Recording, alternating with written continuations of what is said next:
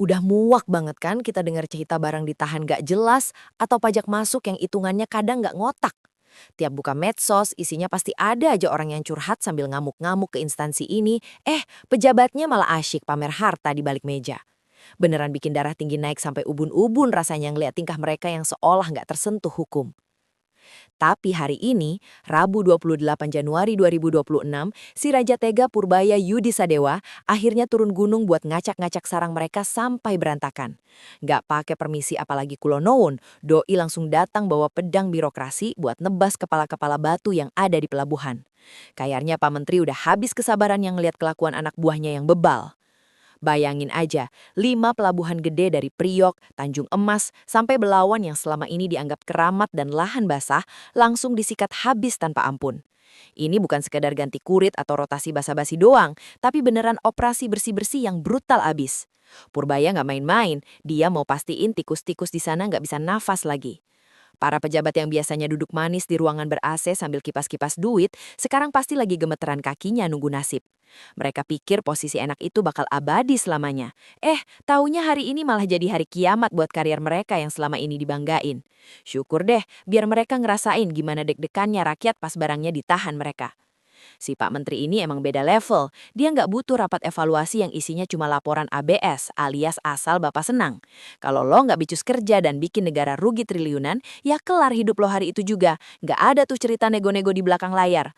Purbaya tipikal yang langsung eksekusi di tempat, nggak peduli lo siapa. Selama ini mereka keenakan, merasa aman karena punya backingan kuat atau merasa paling jago kandang di pelabuhan masing-masing. Tapi Purbaya datang mecahin kaca kenyamanan itu sampai berkeping-keping, biar mereka sadar kalau negara ini bukan sapi perah punya nenek moyang mereka. Mampus nggak tuh digituin sama bos besar langsung? Gimana Pak Menteri nggak ngamuk? Wong perusahaan asing bisa pesta pora ngeruk duit di sini tapi pajaknya nol besar. Sementara kita rakyat kecil dikejar-kejar sampai rubang semut. Ini pejabat lama kerjanya ngapain aja coba? Masa maling segede gajah di depan mata bisa lolos gitu aja tanpa ketahuan? Jelas banget ada yang nggak beres. Makanya wajar kalau sekarang mereka disembelih massal. Yang bikin makin pedih buat mereka, Purbaya terang-terangan nunjukin kalau dia udah hilang kepercayaan sama orang dalam situ. Makanya, dia nekat impor orang-orang dari kantor pajak buat gantiin posisi mereka, seolah nampar muka pejabat lama bolak-balik saking keselnya. Itu penghinaan yang nyelekit banget buat harga diri korps mereka, sumpah. Ini sinyal keras banget bro. Kalau lo masih mau main-main sama duit negara di era Purbaya, siap-siap aja nama lo masuk daftar doa malam berikutnya. Purbaya udah nunjukin taringnya. Dia nggak mandang bulu. Mau lo senior kek, mau lo titipan pejabat lain kek, sikat miring semua. Nggak ada tempat buat benalu yang cuma bikin negara bangkrut pelan-pelan. Akhirnya, kita bisa lihat ada pejabat yang nyalanya gede dan gak cuma jago tata kata doang di depan kamera TV. Pesta para raja kecil di pelabuhan udah resmi bubar jalan hari ini. Sekarang waktunya mereka nangis di pojokan nyeselin dosa-dosanya. Jangan ketawa dulu dengar omongan Pak Menteri soal doa malam itu. Karena aslinya itu kode keras banget buat anak buahnya. Itu bukan guyonan tongkrongan warkop, tapi lonceng kematian nyata buat karir para pejabat yang udah lama bobrok. Bayangin, gimana paniknya mereka pas denger bos besarnya ngomong gitu di depan media tanpa sensor sedikit pun. Malam itu pasti jadi malam paling horor seumur hidup, di mana kasur empuk rasanya kayak dipasang paku tajam saking gelisahnya. Biasanya nih, kalau ada isu mutasi, hampir pejabat pasti rame buat lobi sana-sini nyari pelampung biar selamat. Tapi kali ini beda ceritanya. Purbaya udah tutup kuping rapat-rapat dan ogah nerima tamu yang mau nego nasib di detik terakhir. Kalimat tergantung doa itu sebenarnya cara halus Purbaya bilang kalau kinerja lo udah nggak bisa ditolong lagi pakai logika manusia. Kalau target jebol terus dan lo cuma diem doang, ya emang cuma mujizat Tuhan yang bisa nyelamatin posisi lo sekarang. Dan bener aja kejadian, doa mereka kayaknya mental semua ke langit karena pagi ini surat pemecatan langsung mendahat di meja. Kata dirumahkan itu terdengar sopan di kuping, padahal aslinya lo diusir halus dan disuruh jadi pengangguran berseragam dinas mulai hari ini. Kemarin sore masih bisa petantang-petenteng ngatur arus barang di pelabuhan, sekarang masuk kantor cuma buat beresin kardus barang pribadi. Jatuh dari posisi basah ke aspal panas tanpa persiapan itu, sakitnya beneran gak ada obat bro. Purbaya ngelakuin ini bukan karena gabut kurang kerjaan, tapi karena dia udah muak lihat kelakuan anak buah yang mentalnya kayak raja minyak. Dia pengen nunjukin kalau jabatan itu amanah berat buat rakyat, bukan tiket terusan buat kaya mendadak tanpa keringat. Ini shock terapi paling gila yang pernah kejadian di KMKU, bikin bulu kuduk pegawai lain yang masih aman langsung berdiri tegak. Siapapun yang lihat kejadian tragis hari ini pasti mikir 1000 kali buat main curang atau leha-leha pas jam kerja. Gak ada lagi tuh budaya ewuh pakewuh atau sungkan sama senior yang biasanya bikin birokrasi kita mampet parah bertahun-tahun. Purbaya babat habis semua benalu tanpa pandang bulu. Mau lu backingannya siapa juga dia beneran bodoh amat. Doa mereka jelas nggak terkabul karena dosa ke negara udah numpuk setinggi tumpukan kontainer di Priok sana. Sekarang, nikmatin aja tuh hasil doa malam yang berubah jadi mimpi buruk di siang bolong. Ini bagian yang paling bikin kita gondok setengah mati kalau dipikir pakai akal sehat. Gila bener kelakuan mereka. Masa perusahaan asing bisa bebas cari cuan gila-gilaan di tanah kita, tapi giliran bayar pajak malah kabur kayak hantu. Purbaya nemuin fakta busuk kalau banyak perusahaan asing ini mainnya licik banget pakai sistem cash basis alias tunai biar gak kelacak sistem. Akibatnya, transaksi mereka jadi gaib di mata hukum, bikin setoran PPN sama PPh ke kas negara jadi zonk total alias nol besar. Pertanyaannya cuma satu, itu pejabat bea cukai sama pajak matanya pada kemana aja selama bertahun-tahun ngawasin lapangan? Mustahil banget transaksi segede gaban gitu bisa lolos sensor terus-terusan kalau gak ada pembiaran yang disengaja atau pura-pura buta. Coba bandingin, nasib kita atau pedagang kecil UMKM yang telat lapor SPT dikit aja langsung dapat surat cinta berisi denda. Giliran asing yang ngerampok triliunan, dibiarin melenggang kangkung santai banget. Beneran gak adil banget rasanya perlakuan di negeri sendiri. Pantesan aja Pak Menteri Purbaya murkanya udah gak ketulungan pas buka data-data busuk ini di atas meja kerjanya kemarin. Dia sadar, negara ini lagi digrogotin pelan-pelan sama benalu asing yang malah dikasih karpet merah sama oknum orang dalam. Logikanya nih bro, kebocoran segede itu gak mungkin kejadian kalau gerbang masuknya dijaga beneran sama orang yang punya integritas. Bau amis kong kalik alias main mata antara pengusaha nakal sama oknum pejabat makin nyengat banget keciumnya dari kasus ini. Makanya, wajar banget kalau hari ini mereka semua disapu bersih tanpa sisa dari kursi empuknya di 5 pelabuhan itu. Buat apa negara miara pejabat yang cuma bisa jadi boneka asing, sementara rakyat sendiri diperas abis-abisan buat nambal anggaran?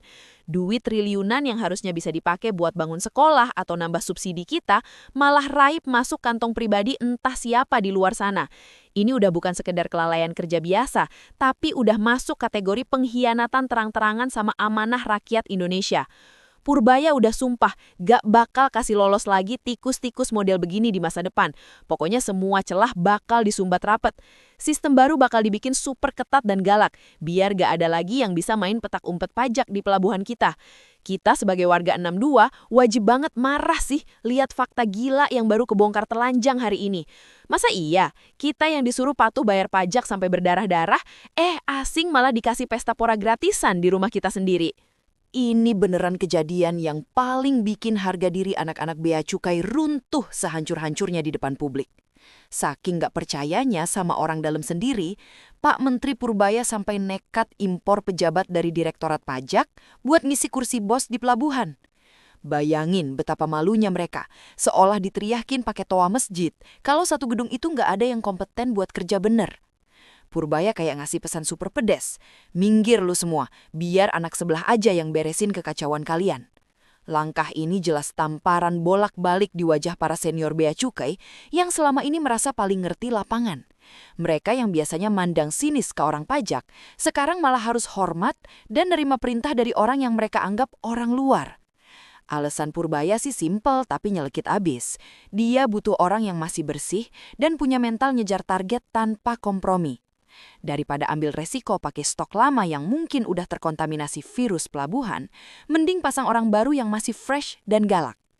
Suasana di kantor pelabuhan sekarang pasti lagi awkward parah, kayak ada alien yang tiba-tiba mendarat dan jadi komandan upacara.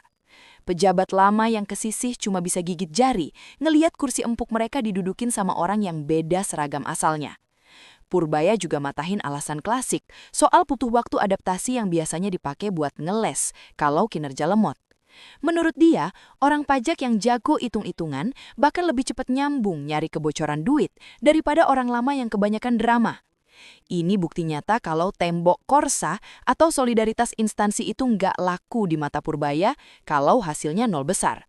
Mau satu alma mater kek, mau satu angkatan kek, kalau lo nggak becus, ya diganti sama siapa aja yang sanggup.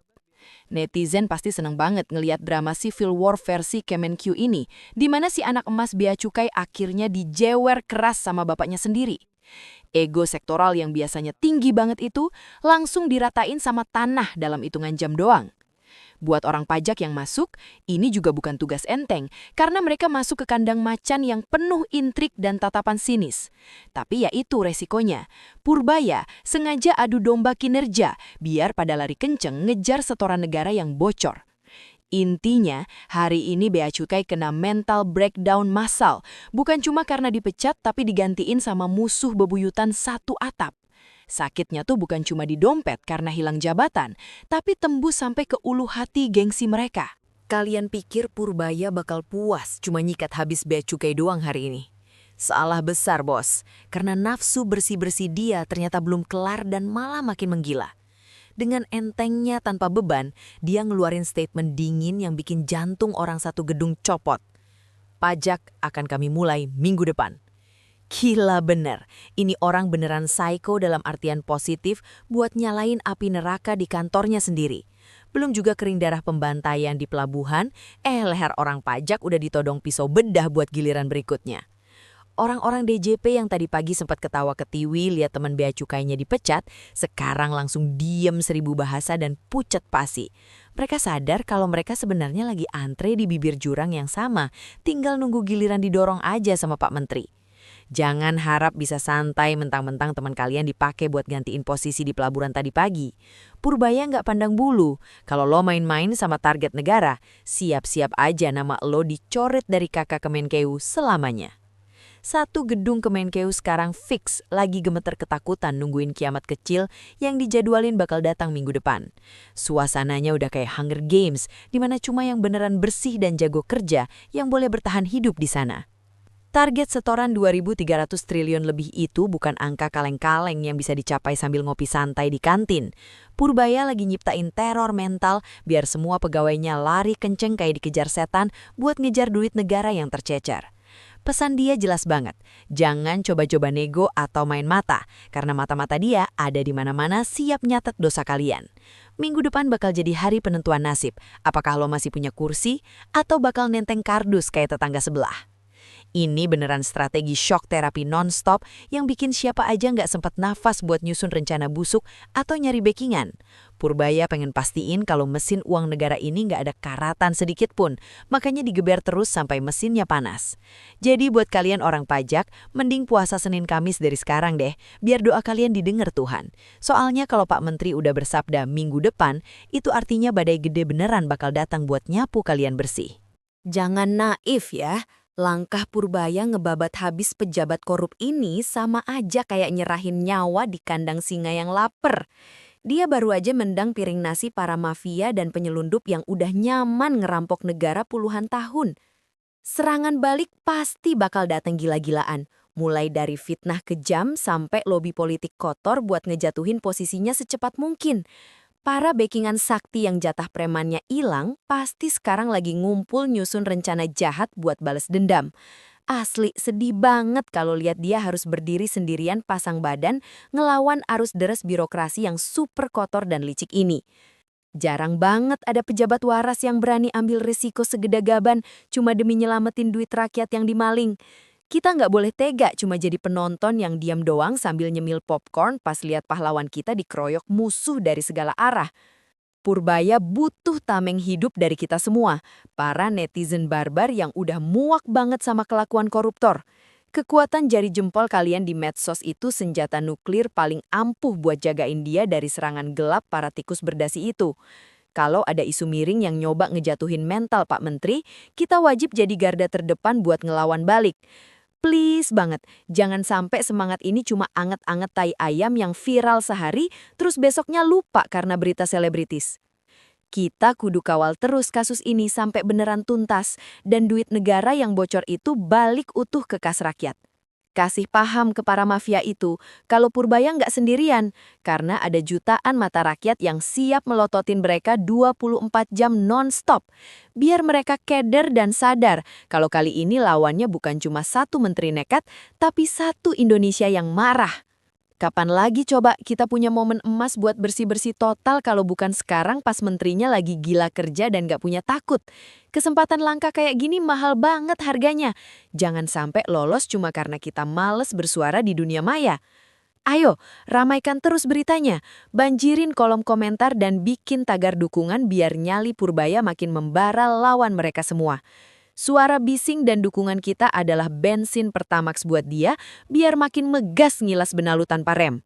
Perang suci ini udah dimulai, dan kita harus pastiin buat berdiri di barisan paling depan dukung Pak Menteri sampai titik darah penghabisan. Sikat habis Pak Purbaya, jangan kasih kendor sedikit pun. Kita semua ada di belakangmu, Pak.